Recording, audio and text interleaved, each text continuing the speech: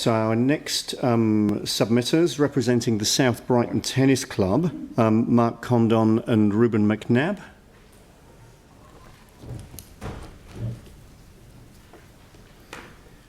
So Mark and Reuben, thank you for joining us. Welcome to the table. Good morning, everybody.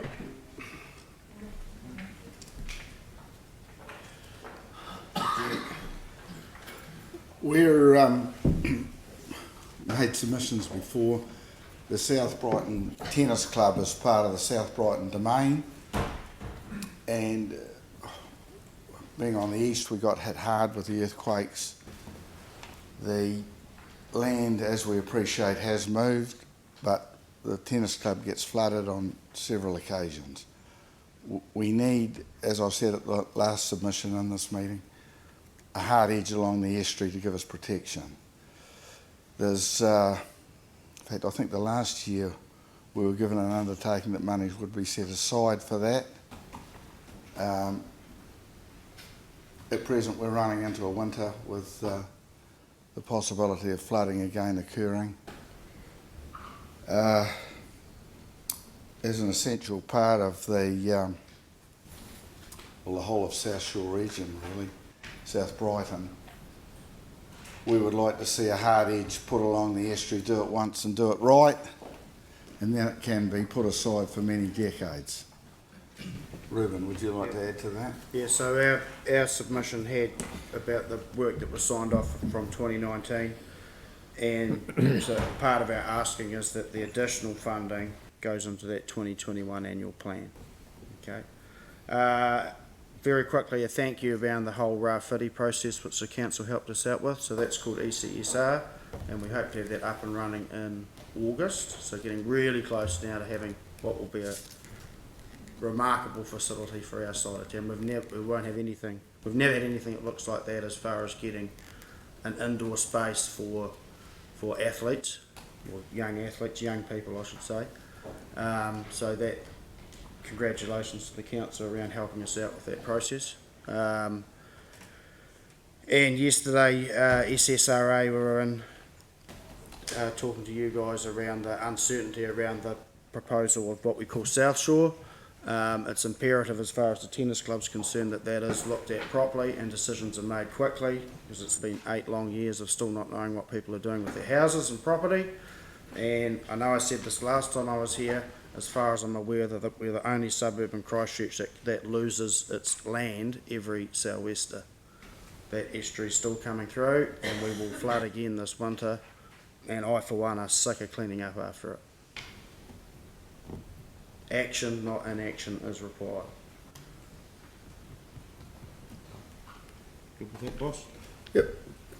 I just feel that what we're asking for is what we had. It was reinstating what we had prior to the earthquakes. And as a resident down there, I think we were one of the last suburbs to be categorised, and there was a quandary over whether we would go red or green or orange or whatever.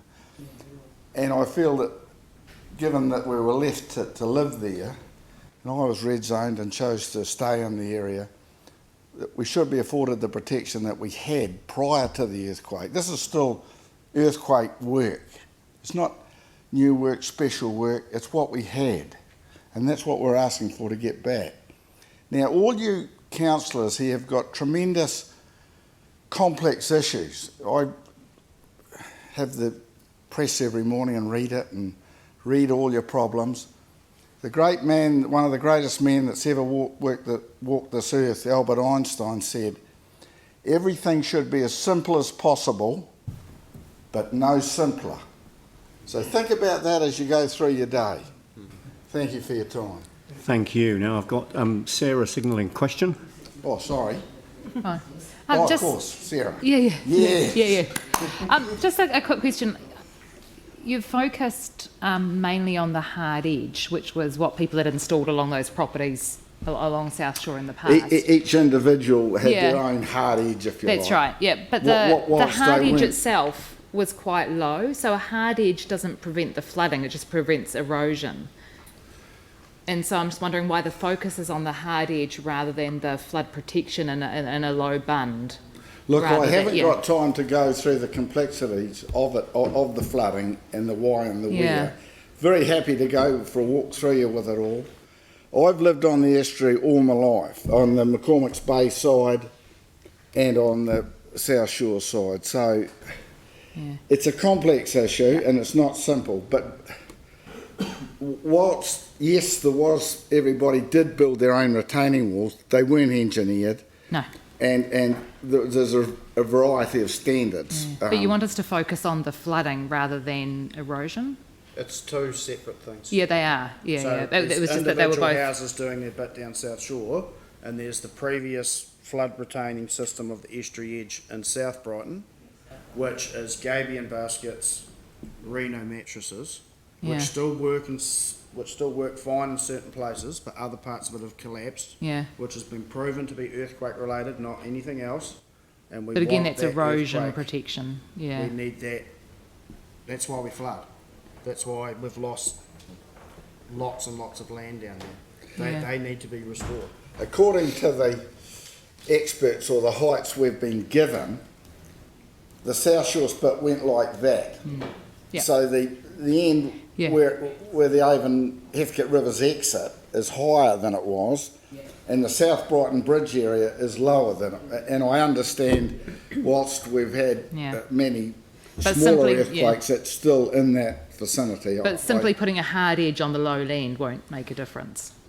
It's the raising and putting some sort of slightly higher, but to get the land higher to stop the water coming in. That will Look, make a if difference. you, and I don't want to bang on about this, Yeah. but if you look over Yeah. the other side of the estuary from the Heathcote Bridge through to Sumner, all you'll see is a hard edge. I lived in behind the Corsa. There's a hard edge right And through there's to the road to Sumner. the port. In Yeah. fact, it is the main channel of the Heathcote River. Beachville Road has driven steel piles to Absolutely.